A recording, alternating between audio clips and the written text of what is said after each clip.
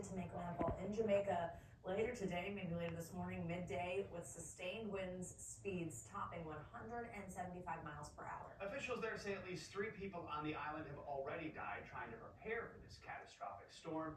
Forecasters are predicting parts of the island could get up to 13 feet of storm surge. We have NBC News correspondent George Solis. He is live for us from Jamaica's capital, Kingston. George, good morning. We were just showing some live feeds to our viewers exactly what it looks like, but tell us what you're seeing. What are conditions like? How have they progressed?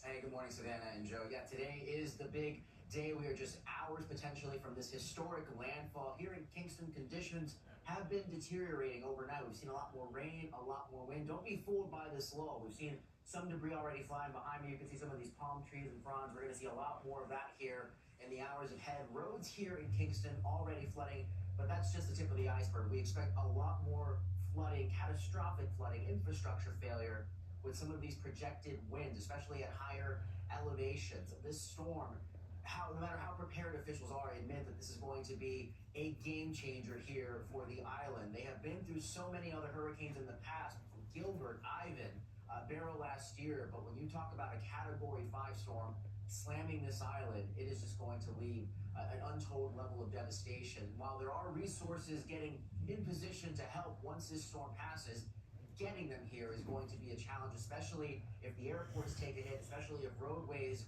are washed out. The messaging from officials at this point is to hunker down until this storm passes, guys. So beyond that message of hunkering down, George, just what are officials doing to prepare in the coming hours, considering that this is on track to be the worst hurricane to ever hit Jamaica?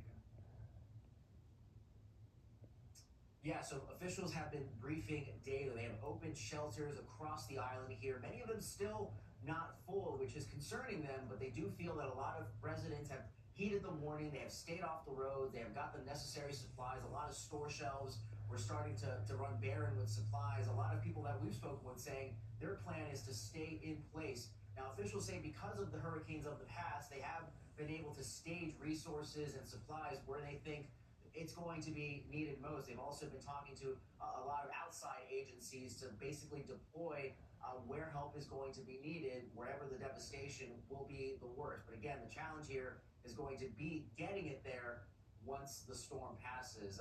Again, we're looking at potentially another briefing here today. So during these lulls, the only thing that you can really do is just sort of canvass, maybe look at some safe places to take refuge while you can, because again, once this thing starts to really pick up, it's going to be a very unpredictable event, guys. Yeah, I mean, literally, we're in the expression the calm before the storm comes from, right, George? Because I do think viewers are looking at it's like, okay, it doesn't look so bad yet. We also do know, our Angie Lassman told us last hour, this is going to head actually a little bit west, it seems, of where you are, west of Kingston, but hit somewhere like Montego Bay. What do we know about the track and where people are anticipating this to be the worst?